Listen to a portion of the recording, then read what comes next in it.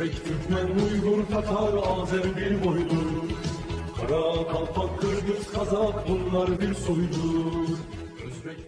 Мир стремительно меняется, а достигать целей устойчивого глобального и странового роста возможно, и это доказала история, консолидировав усилия. Одной из подобных платформ успешного партнерства выступает сегодня Организация экономического сотрудничества, объединяющая страны с населением в 500 миллиарда человек, государства, обладающие 1/3 мировых энергетических ресурсов, огромным потенциалом для развития связей в торгово-экономической, промышленной, инвестиционной, инновационной, транспортно-коммуникационной сферах. Эксперты отмечают, данная территория, находясь между Индийским океаном и Средиземноморьем, с одной стороны, и трансконтинентальными, сухопутными и морскими торговыми путями с другой, один из наиболее стратегически значимых регионов мира. Только в 2022 году суммарный ВВП стран-членов организации Узбекистана, Азербайджана, Афганистана, Ирана, Казахстана, Кыргызстана, Пакистана, Таджикистана, Туркменистана и Турции составил более $2 триллионов. Цели и задачи организации по развитию взаимовыгодного торгово-экономического сотрудничества и регионального взаимодействия в транспортно-коммуникационной сфере всецело отвечают интересам республики.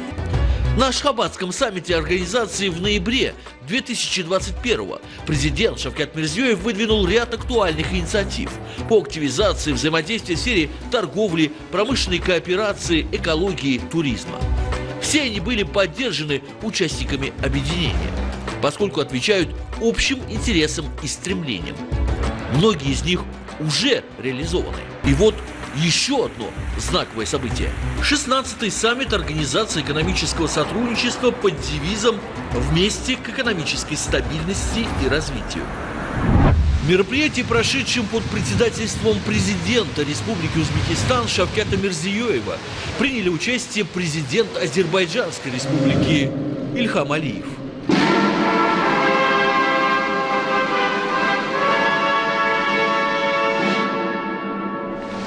Президент Исламской Республики Иран Ибрахим Раиси.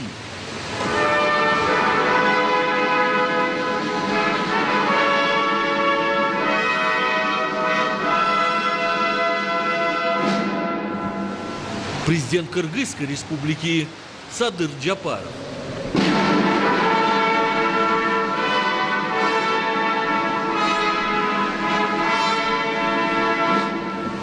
Президент Республики Таджикистан Эмомали Рахмон.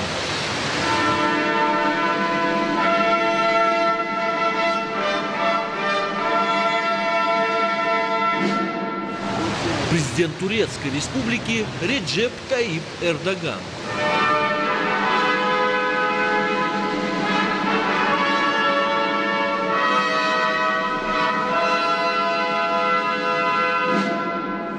Президент Туркменистана Сердар Бердымухамедов.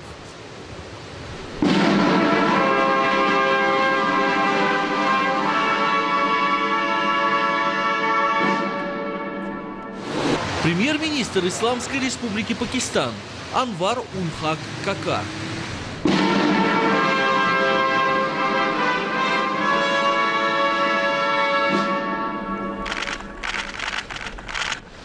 Премьер-министр Республики Казахстан Алихан Смаилов.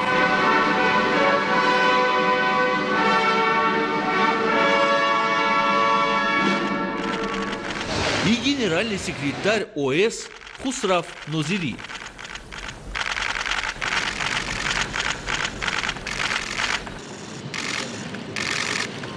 В соответствии с повесткой дня были обсуждены перспективы многопланового сотрудничества в рамках ОС и вывод его на новый уровень. Состоялся обстоятельный обмен мнениями по актуальным международным и региональным проблемам. Открывая саммит, президент Узбекистана выразил искреннюю благодарность высоким гостям за участие в столь важном мероприятии, что подтверждает общее устремление к расширению всестороннего и взаимовыгодного сотрудничества. Было подчеркнуто, что государств-членов организации неразрывно связывают общность истории и религии, богатая культура и схожесть ценностей. Как отметил глава государства пространство ОС, охватывающее полумиллиардное население и располагающее 1/3 энергетических ресурсов мира, обладает колоссальным потенциалом для расширения связей в торгово-экономической, промышленной сфере, в области инвестиций, инноваций и транспорта. С удовлетворением отмечены поступательная динамика сотрудничества в рамках организации в последние годы, последовательная реализация предложений и инициатив, озвученных на саммите в Ашхабаде в 2021 году. В частности, проводится системная работа по реформированию и повышению эффективности деятельности организации, росту ее авторитета на международной арене. Недавно принята Ташкентская декларация министров транспорта. Осуществляется практическая работа по созданию регионального рынка электроэнергии, а также центра чистой энергии в городе Баку. Создана диалоговая платформа на высоком уровне по экологическим вопросам. Образована сеть туроператоров, утверждена программа по развитию безопасного туризма. Вместе с тем, глава Узбекистана указал на большой неиспользованный потенциал для расширения всестороннего сотрудничества между государствами и членами организации. Например, в прошлом году показатель торговли между странами ОС составил 85 миллиардов долларов, что означает всего 8% их общей внешней торговли. Многолетние попытки по заключению соглашения о преференциальной торговле не дают ожидаемых результатов. Сохраняется множество других ограничений и преград на пути формирования беспрепятственной торговли. В целях придания нового импульса развитию сотрудничества в рамках ОС президент Узбекистана предложил разработать новый концептуальный документ «Стратегические цели экономического сотрудничества 2035». В этом важном документе необходимо уделить внимание таким основным направлениям, как стимулирование взаимной торговли, усиление транспортно-коммуникационной взаимосвязанности, активизация промышленной кооперации, обеспечение энергетической безопасности, борьба с изменением климата, углубление сотрудничества в сфере туризма и культурно-гуманитарных обменов. Глава государства призвал принять соглашение об упрощении торговли, в котором особое внимание уделено облегчению торговли товарами и услугами, предотвращению технических и нетарифных барьеров, цифровизации таможенных, фитосанитарных и ветеринарных правил, развитию электронной торговли. Согласно предварительным расчетам, благодаря этим мерам к 2035 году можно достичь как минимум двукратного увеличения объемов взаимной торговли. Отмечая, что большинство государств-членов организации не имеет возможности прямого выхода к морю, президент Узбекистана указал на важность использования в полной мере потенциала трансконтинентальных транспортных коридоров, запуска мультимодальных коридоров по маршруту Китай, Кыргызстан, Узбекистан и трансафганской дороги.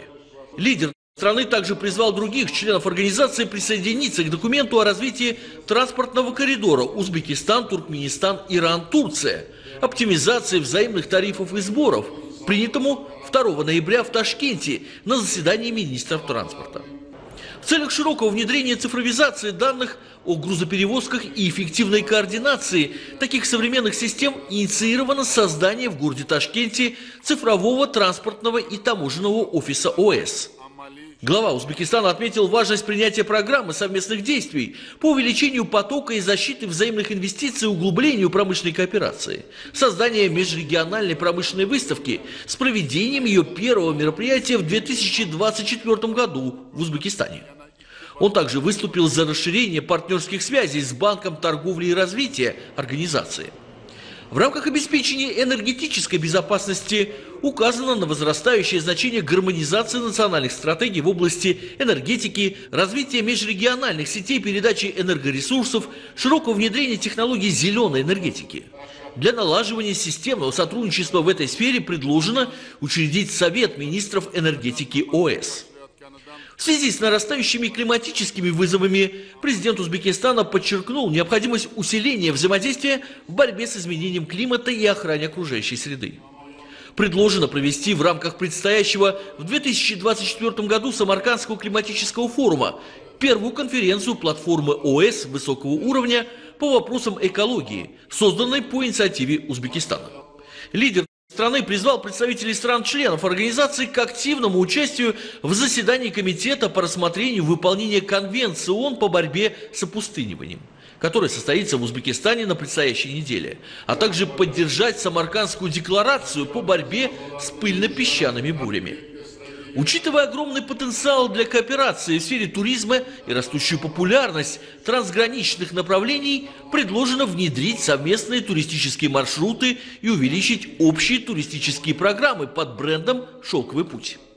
Глава государства также внес предложение создать при секретариате ОС консультативный комитет по туризму, состоящий из туристических администраций и ведущих экспертов стран-членов, а также провести его первую встречу в городе Шахрисабзе, объявленном туристической столицей организации.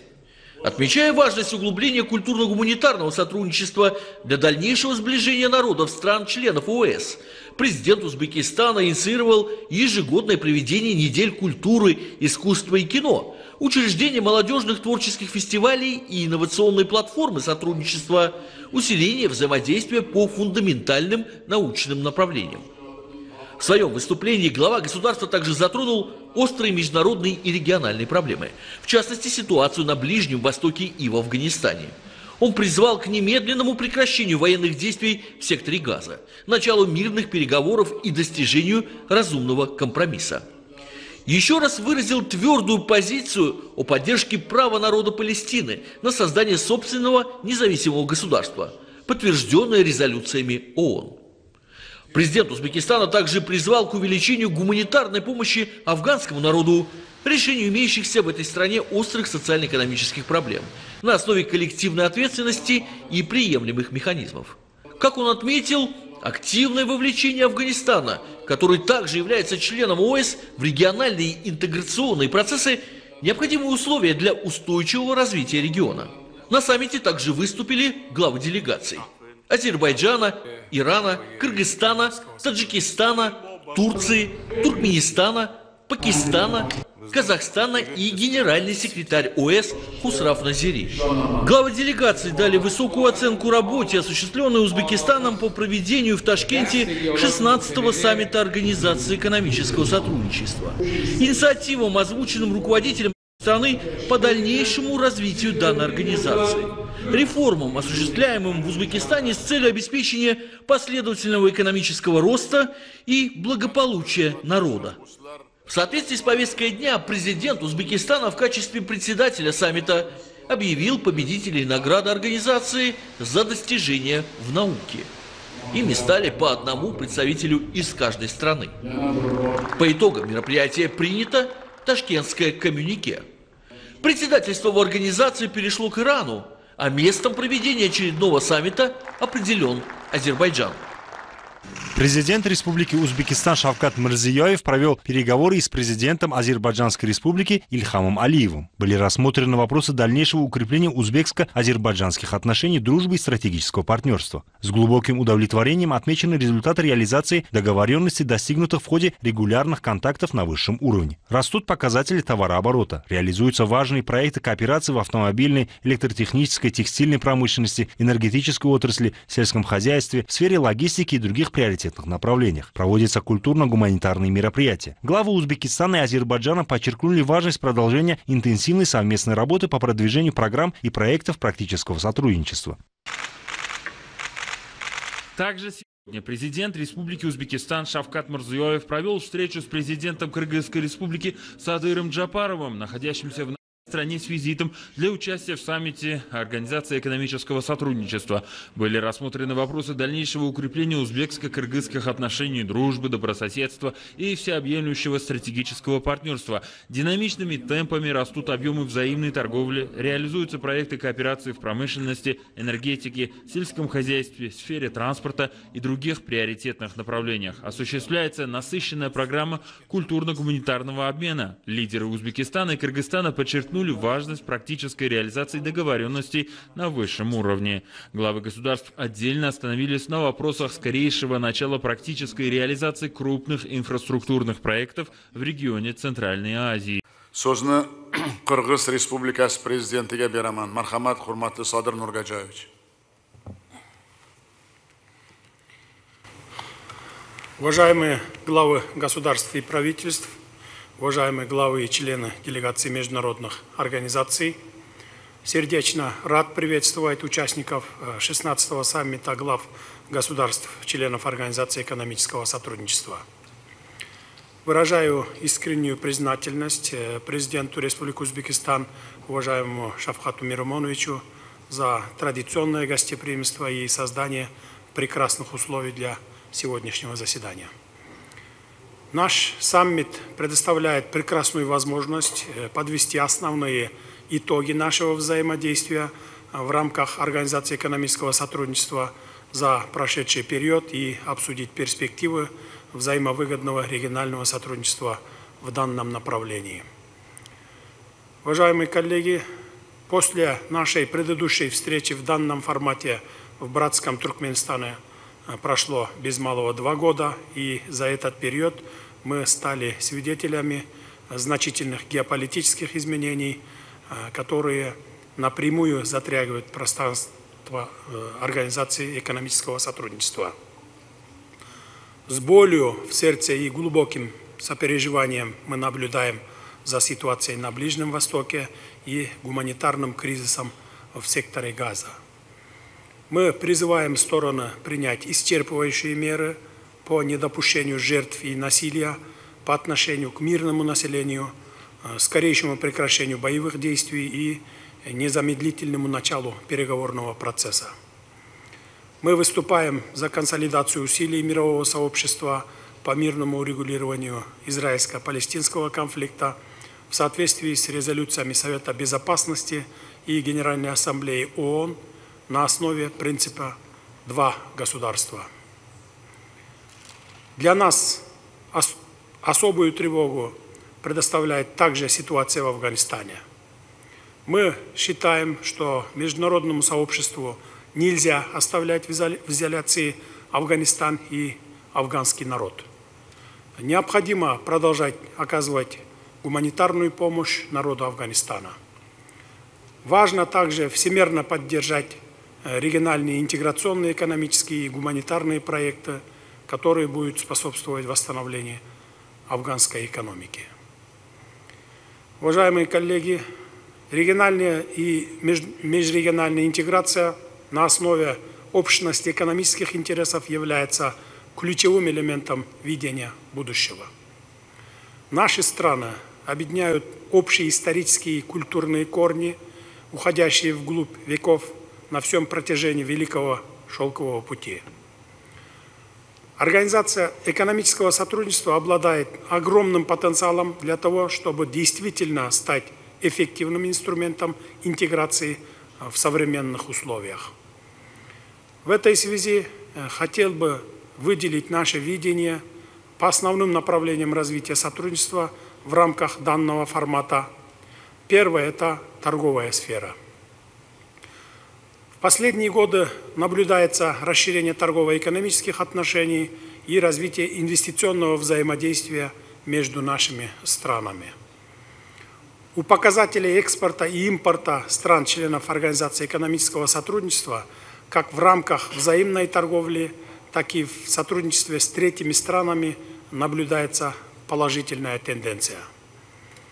При этом следует признать, что в настоящее время роль нашей организации в системе региональных экономических и хозяйственных связей пока не соответствует имеющемуся реальному потенциалу государств.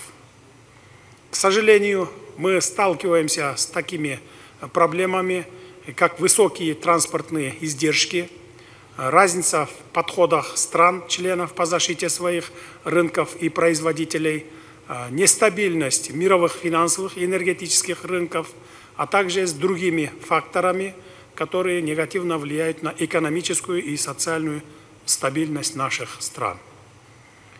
В этих условиях мы считаем, что организация может выйти на качественно новый уровень сотрудничества только путем поиска новых подходов в решении указанных задач. Важно направить наши совместные усилия на выявление проблемных вопросов и выработке эффективных механизмов, способствующих решению этих проблем. Мы должны вместе способствовать большей диверсификации взаимных торговых потоков для формирования и продвижения общих экономических интересов. Это все, несомненно, будет содействовать успешному формированию единого геоэкономического пространства, с проявлением всех форм экономического сотрудничества и взаимодействия. Второе – это транспорт и логистика. Драйвером экономического роста является развитие регионального, транзитного, транспортного и логистического потенциала. Наш регион вполне может выступить ключевым мостом между севером и югом, западом и востоком. Важно приложить совместные усилия по развитию транспортно-логистических коридоров и мультимодальных перевозок нашего региона с тем, чтобы создать возможности для выхода к морским портам. Мы также придаем особое значение реализации стратегического проекта по строительству железной дороги Китай-Кыргызстан, Узбекистан. Данный проект в значительной степени повысит торгово-экономические и транзитные возможности нашего региона, связав около 4 миллиардов человек и расширив географию грузоперевозок из Азии через Турцию в Европу, Ближний Восток, Иран, а также страны Персидского залива и Северной Африки. Третье – это обеспечение энергетической безопасности. Расширение географии энергопоставок может сыграть важную роль в обеспечении энергетической безопасности нашего региона. Правительством Кыргызстана ведется активная работа по развитию зеленой экономики. Создан фонд зеленой энергетики. В Кыргызстане практически вся вырабатываемая энергия является зеленой, поскольку приходится на гидроэнергетику. Мы запустили реализацию проекта по строительству крупной гидроэлектростанции Камбарата-1, который внесет значительный вклад в укрепление водной и энергетической безопасности в Центральной Азии. Мы также считаем важным активизировать наше взаимодействие и направить общие усилия на скорейшую реализацию субрегионального энергетического проекта КАСА-1000, в том числе с участием Афганистана. Мы предлагаем активно использовать потенциал и возможности нашей организации по развитию возобновляемых источников энергии. В этой связи кыргызская сторона в настоящее время внимательно изучает уставные документы, создаваемых в городе Баку Центра чистой энергии и исследовательского центра Организации экономического сотрудничества. Выражаю надежду, что данные структуры будут работать эффективно и будут вносить ощутимый вклад в наше общее дело продвижения взаимовыгодного сотрудничества на нашем пространстве. И четвертое – это информационно-коммуникационные технологии. Эта сфера в эпоху цифровизации и бурного развития технологий выступает как полноценная экономическая отрасль. Мы уделяем приоритетное внимание на создание сбалансированных условий для развития цифровых технологий в нашей стране. Одним из значимых инициатив Кыргызстана также является создание парка высоких технологий Кыргызской Республики, который предоставляет собой инновационную зону с наиболее привлекательными преференциями в мире. Мы предлагаем объединить наши возможности и приглашаем IT-компании из стран-членов нашей организации к сотрудничеству и разработке совместных информационных продуктов в парке высоких технологий Кыргызской Республики для их дальнейшего продвижения на мировом рынке.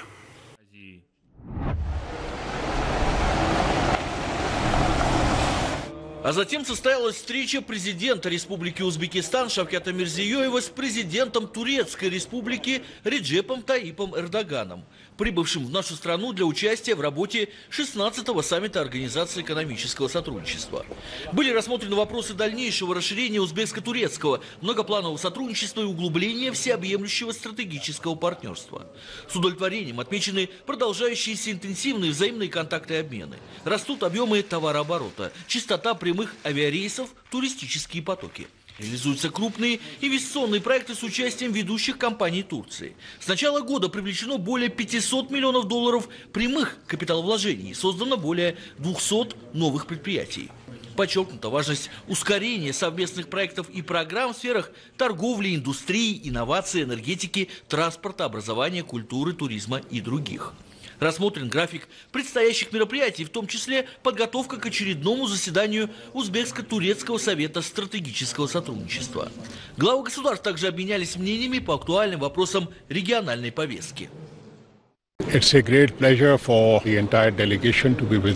делегация Пакистана, очень рады принять участие в этом саммите. Прежде всего, я хотел бы сказать, что Пакистан и Узбекистан установили тесные отношения. Переговоры были в основном посвящены вопросам улучшения торговых отношений между нашими странами. Этот саммит очень важен для всех нас. В настоящее время в рамках организации объем торговли между государствами составляет около 85-87 миллиардов долларов. Мы видим, что потенциал неплохой.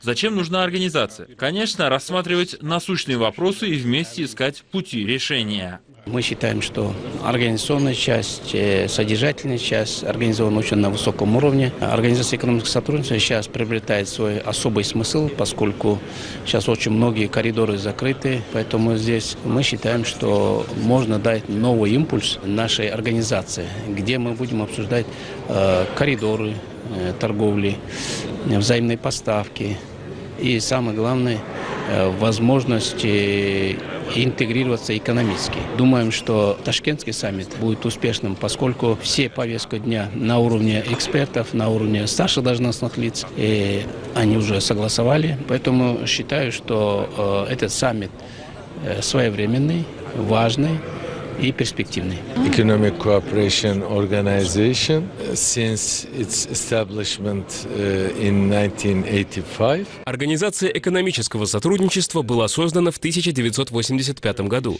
Проведение подобных саммитов стало хорошей традицией, что создало основу для дальнейшего укрепления отношений между странами-участницами.